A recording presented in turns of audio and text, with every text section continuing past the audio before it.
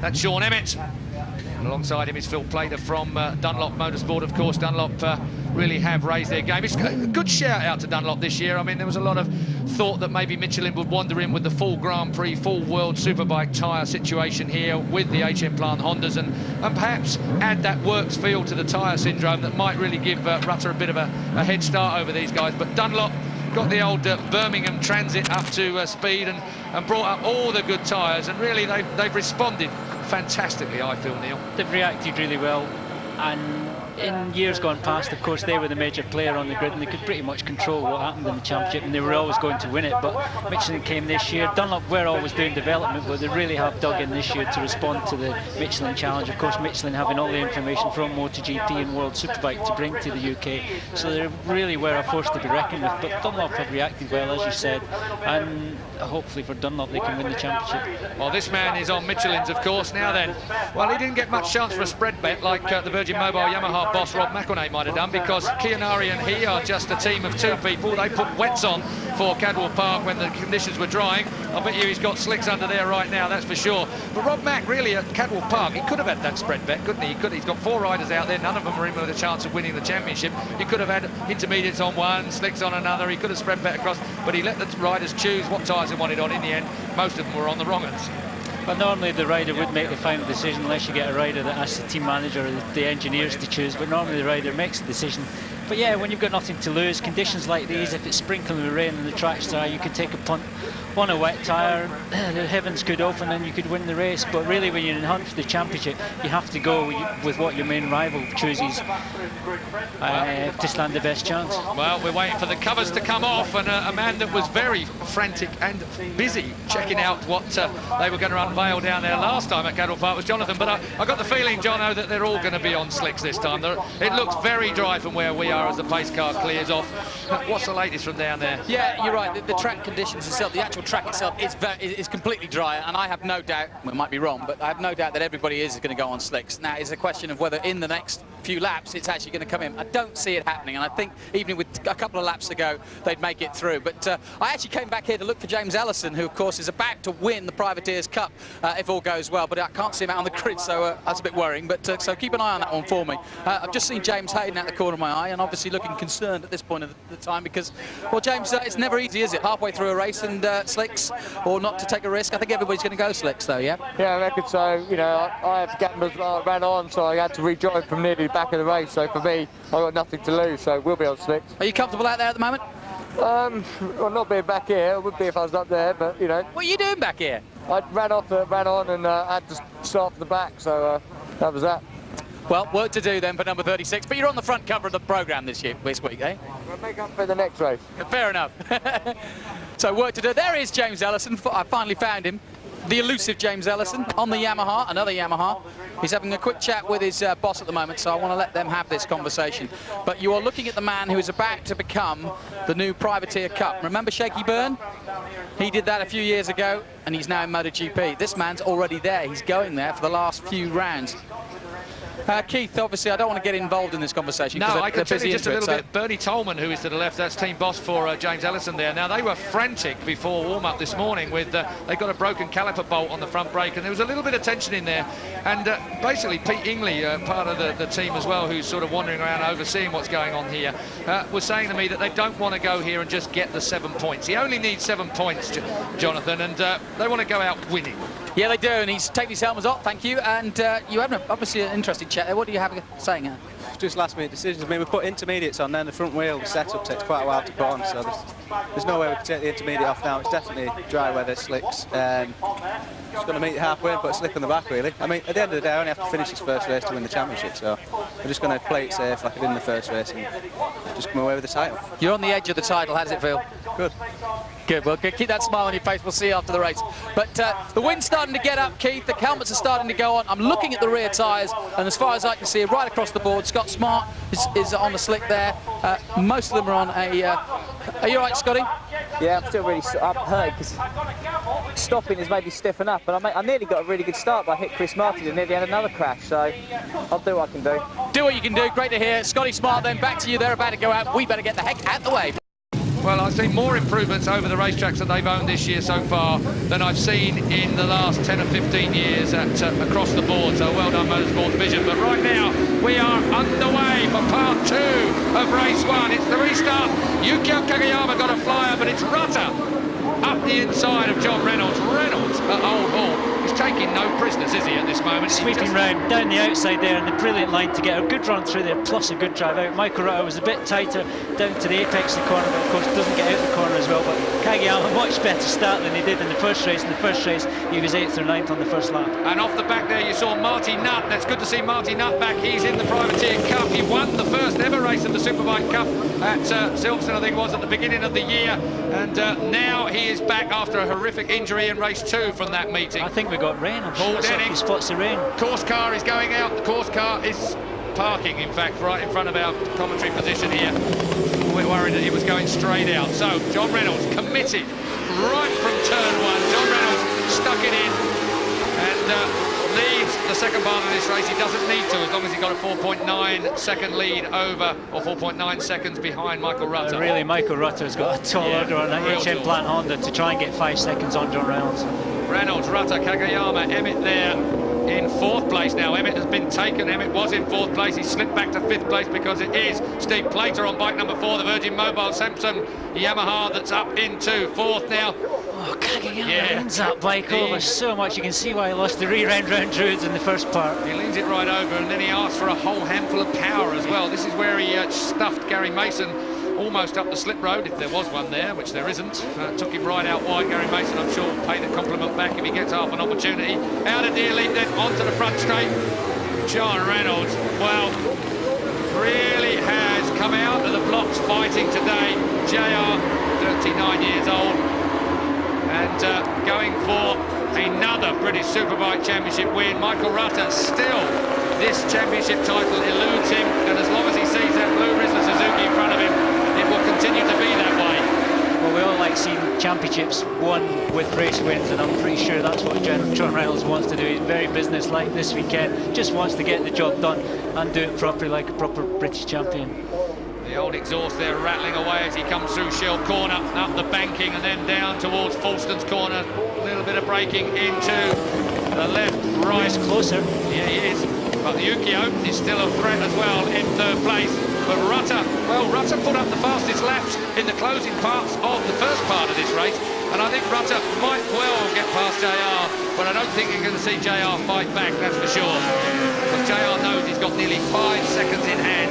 And really all he's got to do is keep Rutter in sight if Rutter does make the pass on him. So Michael, really, it's just one of those tasks that is asking too much from the day. He's got to have a hell of a lot go his way, as in JR basically going off the track. Maybe you'll put him off the track. No, I wouldn't tempt that. JR seems to pull away a little bit from Knickerbrook section back to the start-finish, and Michael seems to get a bit of ground on JR from the start-finish round to the Shell Oils hairpin. Some of that fast swervery down by the Avenue and Cascades, and then out to Island is where Rutter and the Honda look very, very good. But still, John Reynolds leads from number 3, Michael Rutter from 71. Yukio Kagayama, still Sean Emmett on bike number 5 in 4th place. Steve Plater is in 5th place. Dean Thomas is in 6th place on the Sendo Dienza Ducati. Then it's Glenn Richards on the Hawk Kawasaki in 7th. Scott Smart, his teammate behind him, Gary Mason, is in 9th place, just where he was after Yukio put him off the track in part 1. Now Kagayama here in 3rd position. He's actually on 3rd position on corrected time, but even if he passes Rutter, he's still around 4 seconds behind him on corrected time. So Kagayama could be second on the road. You really need to get 4 seconds in front of Michael Rutter to get a 2nd position on the podium. Well, it's all about pride, really, isn't it? When aggregate, you can't sort out the aggregate. It will be Kagayama that's just racing because he just loves racing. He has put up the fastest lap of the race now, 1:37.2. That ain't too slack, that's for sure. That's very close to pole time. Incredible. Still Sean Emmett on the Monster Bob Ducati in 4th place on the road and in 4th place on corrected time. Steve Plater on bike number 4 is now dropping back and away from Emmett. Up over, I tell you what, it's getting darker here. I've got to say that the clouds are blowing in. Last thing we want is more rain just to make a mess of this restart. Well, thankfully at the moment there's been a few spots of rain, but the track's staying completely dry and everyone on slick's making the right tyre choice. We've got Chris Platt that's off on his Kawasaki, the BMR Kawasaki. He's off at Falston's chicane, but okay. And there he is, so Chris Platt down but not out. He won't be too happy about that either. Doesn't matter whether you're at the front of the field or at the back of it, you're still not happy about chucking it up the street.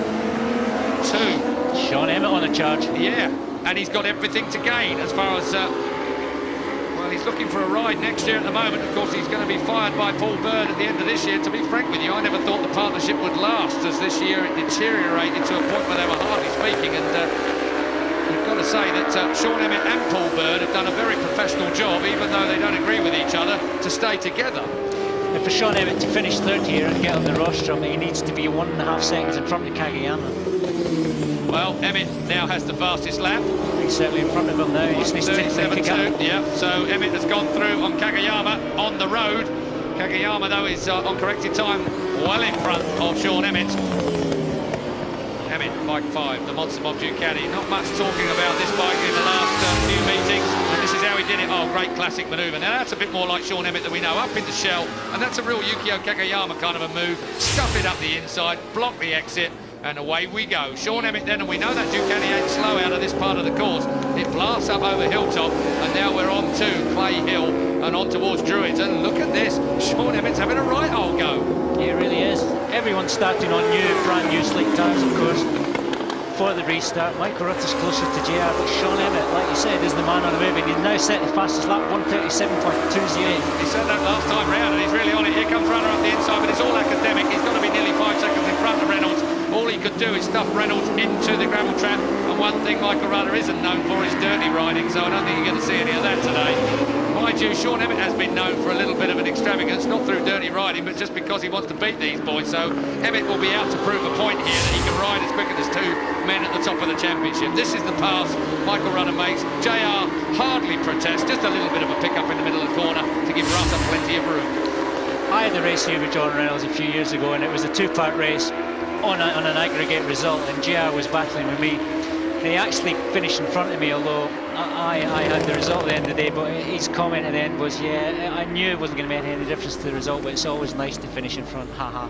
It is, indeed, and that's going to be going through the mind of Sean Emmett particularly, and Yukio Kagayama. It won't bother JR too much to see Michael Rudder out in front, because you can pretty much say that JR is controlling this race from where he is.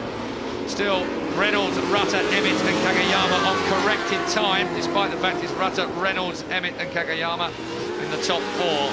Corrected time gives us Plater in 5th place, Glenn Richards in 6th place, Dean Thomas 7th, Scott Smart 8th, and Tommy Hill, after a disastrous qualifying, is up to 9th now, forcing Gary Mason down to 10th. Paul Mara Brown on the ETI Ducati is in 11th place, with John McGuinness, the other Hawk Kawasaki, in 12th. James Ellison is going to win the Superbike Cup. He only needs 7 points to do that in this race. At the moment, he's sitting on a full 25 points. What do you reckon? Do you reckon Sean Emmett can get to the front here? I think he can. I think Sean Emmett is really going to be forcing himself to the front. He's looking up the inside of JR now, provided he doesn't make a silly move on JR, which I'm glad he didn't, because that really would be just what Michael Rutter secretly might like Emmett to do. No, that puts Sean Emmett into 3rd position, but JR fights back. Fights back immediately, gets good drive out of Deer Leap now. I don't know why he might want to do that. Maybe because he doesn't want to lose sight of Rutter in front of him, because 5 seconds sounds like a lot, but it's not that much if Rutter's got somebody blocking between John them. was wide there and Sean down the inside of the avenue. Well, he was already past him as he got through again at Old Hall, and Sean Emmett now sets off after Rutter. What a result it would be for Emmett if he manages to get past Rutter. And again, the power of the Suzuki. Counter cascades. This is Island Corner. Well, I can tell you, I've got a lap here done by Sean Emmett earlier on, and at Island they are something like 110, 115 mile an hour at the apex of Island Corner. You do not want to step off there. You're accelerating through 150, 155 miles an hour towards it. That's really quick. 50 mile an hour in the middle of the chicane here, then up into 4th gear just at 143 miles an hour before coming back down to the Knickerbrook chicane. John Reynolds has always been strong into Ireland. He's always been brave down into that fast left-hander, and there's no exception in that last lap when he passed Sean Emmett back. But I think, like you said, he just doesn't want to lose sight of Michael Rutter. It's one thing Rutter passing him, then being able to follow him, but Sean Emmett gets in the middle and they start losing time on Michael Rutter, then that could certainly concern them. Druids Corner now, 90 mile an hour in the middle of that, approaching it at 150 mile an hour. Then it's a short, sharp blast, 12,500 rev, 4th gear at 140 mile an hour, braking into this area. I'm talking about Sean Emmett here, back to 2nd gear and 60 mile an hour into Deer Leap.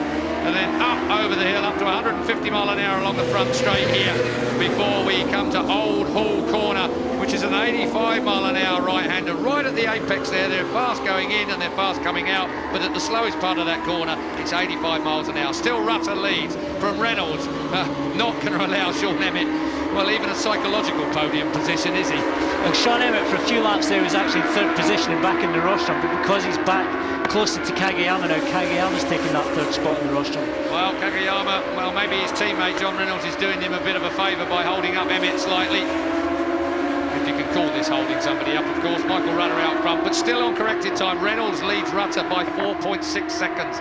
So big lead then for the second place man on the road, John Reynolds, on corrected aggregate time of the two halves of this race. Hope we're not confusing you at home. It's I'll tell you what, I think we should go to the MotoGP session where whatever the rerun, however many laps it's over, that is the result. Straight race. So you have an 8-lap straight race. This would have been an 8-lap straight race to the end. That would have really created some excitement and chucked some fireworks in there. Very interesting. Yeah, MotoGP guys can go for 25 laps, but if the race is restarted, it could be a 3-lap sprint, which is incredible. And that would have been a result, of course. So none of that aggregate stuff to confuse us all. Of course, for those of you that went to school, it might not be such a problem, but for the likes of me, a big struggle. Kageyama fighting back. I saw in that last lap coming out of Shellow's airpin, snaking around, really screwing the power on the Rizzo Suzuki, and he's back in touch with Sean Emmett. And of course, he'll be getting pit signals, so you'll know exactly what his position is. Big disappointment for me is Dean Thomas on the Sendo Dienza Ducati. I really was hoping that he could convert that second place qualifying position into a race win. He's still yet to do that here at Oulton especially, so still waiting as we go down the avenue. Cascades of this wonderful named set of corners, right-hander, then into this left-hander. It's all dropping away downhill. Then it is a real blast up to what, 155 mile an hour before the scary Island corner. This, you really do approach at a fairly rapid rate, and that's where Steve Plain had gone off earlier on in the year. Because Emmett up the inside. Hello, JR. I'll have that then. And he's done a good old block pass. He's pulled it down onto the line, and that has now given JR a bit of effort as we come to Fulton chicane, and it's going to be about the exit to Fulton's.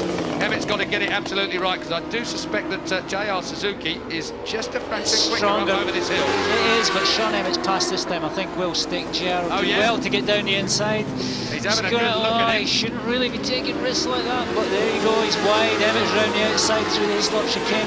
Well, JR's made it. He's made it back past. Impressive. We're on the last lap, and like you said already, even though he's in front aggregate time, he does not want to have that psychological barrier of Emmett being able to pip him out on the road. For these boys, it's all about racing. They don't care about time. Well, Kageyama's back in touch because Emmett again had gone back to third position, but now on corrected time he's in fourth. So it will be, despite Michael Rutter taking the win in this second part, he will actually be in second place on the line as Emmett forces his way through to make a point on John Reynolds as they come down into Dearly. Sean Emmett, psychologically, will he get across the line in time? Will the Suzuki beat him to it? It is Emmett who comes up to, well, second place on the road, but he's still fourth overall. It's Reynolds who wins overall, despite Rutter taking the checkered flag.